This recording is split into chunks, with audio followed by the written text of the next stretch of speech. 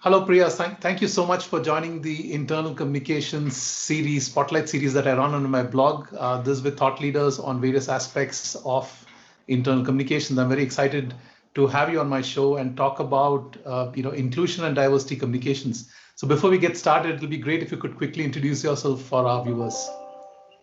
Yes, I'm so happy to be here. My name is Priya Bates, and I live in Toronto, Canada.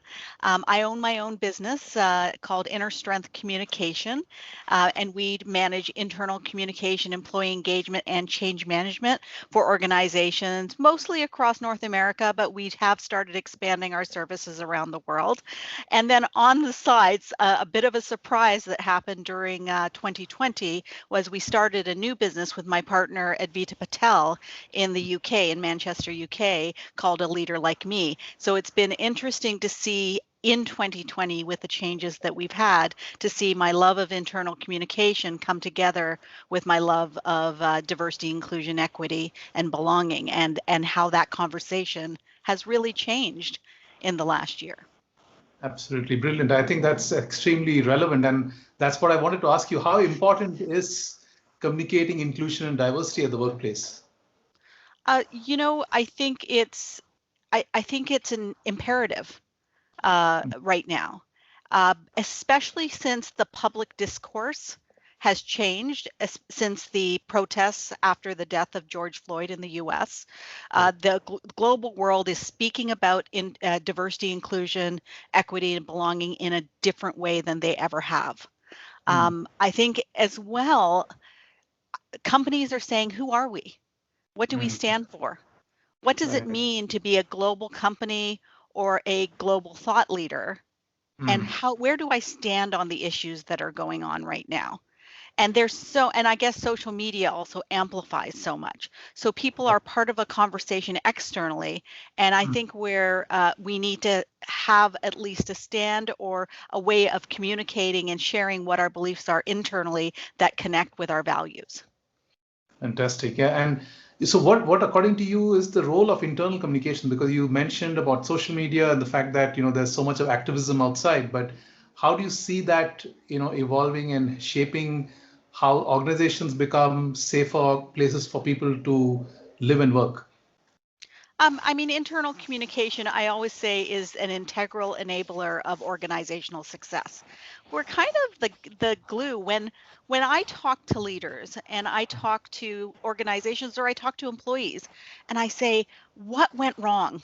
It doesn't Right. matter what we're talking about. If it's a crisis, if it's a strategy that didn't take, if it was a reorganization that went badly, if it was a merger and acquisition where the cultures didn't come together, and we say, what went wrong? Mm, Most of the time, one of those key areas that went wrong were right. communication and a lack of communication, a lack of clear communication. Mm, It always is one of those key factors that, when done right, it mm, creates the connections that we right. need in order to drive the changes that we want to drive.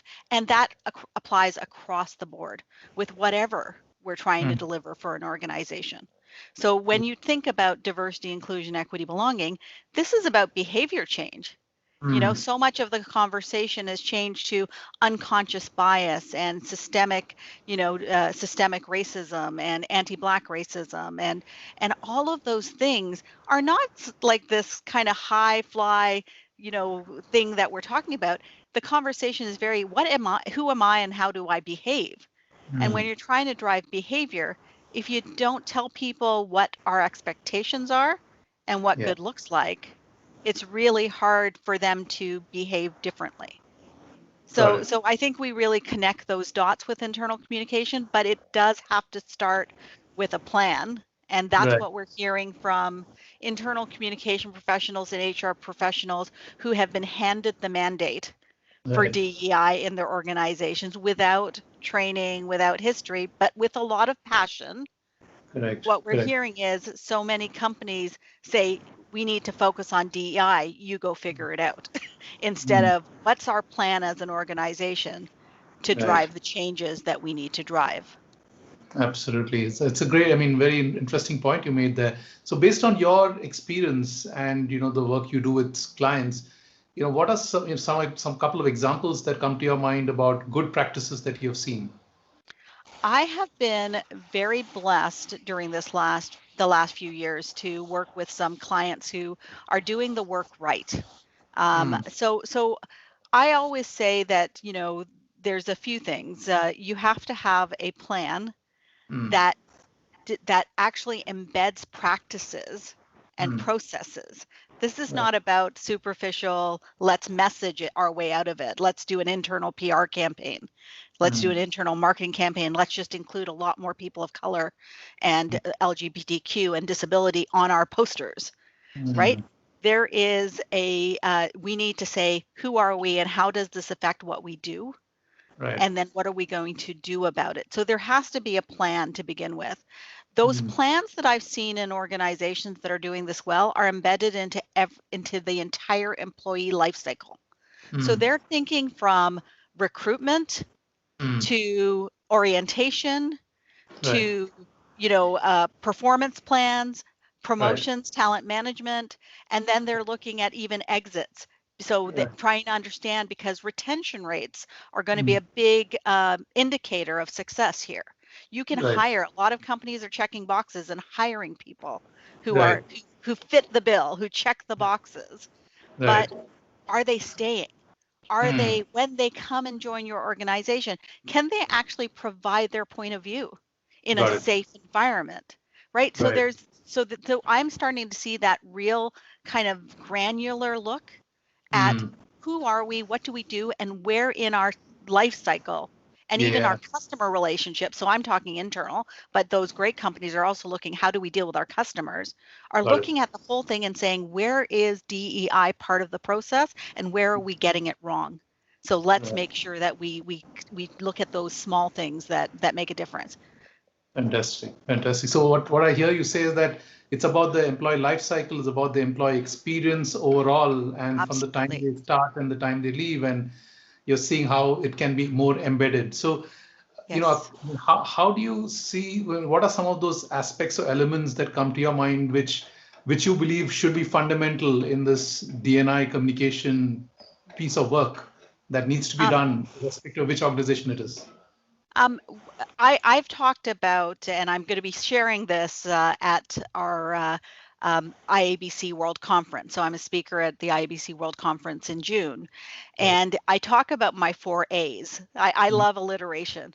So one, it's acknowledgement. Mm, We cannot address DEI if mm, we don't acknowledge that there is a challenge that exists today. right. And Right. and so if you're just saying we just need to address the problem, but we haven't decided that there is a problem, we're Mm, not going to get anywhere. So it's really saying, yes, there are challenges.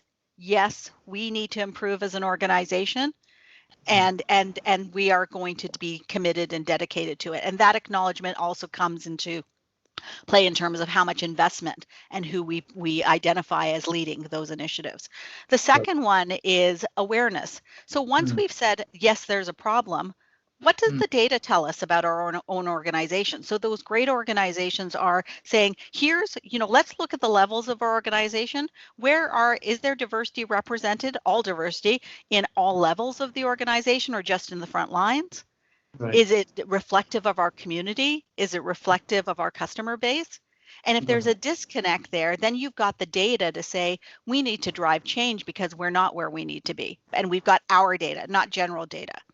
Got The it. third is then an action plan, as I said. So what Mm, is the action plan that we're going to do to change that data? Because we always start with the data. So how do we drive that change? And then finally, it's measuring. So accountability. So we're going to mm, be accountable. We'll know we've succeeded or we've moved forward, because I think it's progress, not perfect in this case. We'll know yeah, we've moved forward because we've met certain goals in right. 1 year, 3 years, 5 years, 10 years time. Got it. Got it. That's excellent. I mean, that's a great. I like the 4 A's that you mentioned. So if you could, there are a lot of these communicators out there who need to advise their leaders on D&I comms. So what is your recommendations or your advice for them? go through those 4 A's and say, we don't know what we don't know. Do we know that? What are we really talking about? What do we really want to achieve? This applies probably across the board from a internal communication perspective. I tell anyone who's an internal communication professional to start with the question, what does success look like? Renee, and success is not the tactic. Success is not the memo or the video or the podcast or whatever it is. Success is, what does this mean to the business? When we deliver this right, what does business success look like? And we know from a DEI perspective that more diverse thinking and more diversification at those key decision-making levels actually drive different decisions and drive innovation, drive customer success, drive business results. All the data for years has told us that. So really, really thinking about, how do we answer that question? What does success look like? You will know as a communication professional, if success is superficial to your organization, then you need to then have a conversation with yourself. Are you okay with that? Because those are the conversations we're hearing from internal communication professionals and HR professionals around the world. They are asking some of their organizations who just simply want to follow the trend, but don't actually want to drive real change. And they're questioning their commitment to the organization that decides that. But at least you need to know upfront. You need to know, because otherwise, if the acknowledgement's not there, if they don't know, if success is simply superficial, you're going to bang your head against a wall trying to drive real change, and it's never going to happen without that acknowledgement. Absolutely. That's a great point. As we wrap up, Priya, I just wanted to ask you, what are some of the couple of trends that you spot? Because I know with the pandemic, well-being and mental health and other aspects have come to the fore. So what are your thoughts around some of the trends that you spot? I think we have been seeing a lot of trends of internal communication HR practitioners who are being handed the DEI mandate with no experience, and they're kind of trying to figure it out, because there's also the other trend with a lot of people hanging their shingles saying, I'm a DEI expert. So we're seeing a lot of training out there, but we're not actually seeing the real work. So I'm starting to see some real thought leaders out there. I'm working with the Department of Justice here in Canada to work with them on their communication plan for DEI. So they're trying to drive real change, and we're looking at that. That's exciting. So those are the early adopters. I'm excited about that work. But those others who don't know what they're doing and they're just handed the mandate need help. So one of the things a leader like me is considering, where we're just in the beginning of that right now, is actually creating a community of DEI practitioners from around the world who can all talk to each other and share best practices and be introduced to who we vet, who we curate as credible sources out there who are actually actively trying to drive change and seeking the results and measurement. So where DEI is here to stay. It's not a moment, it's a movement. It's not going to go away. I think we really need to ready ourselves as a communication community, and then we need to actually represent the diversity we talk about, because I'm sure it's not this way in India, Nisu, but around the world, in North America, in Europe, most of the internal communication practitioners are not diverse. They're white, mostly women. In higher ranks, it's a higher number of men, even though it's 75% women in the lower ranks. So I think we need to fix ourselves as a community before we can say we're the people who go out there and stand for that community. Got it. Brilliant. I mean, this is exciting insights, and thank you so much for taking the time, Priya. Appreciate it. You're welcome. It was nice meeting you.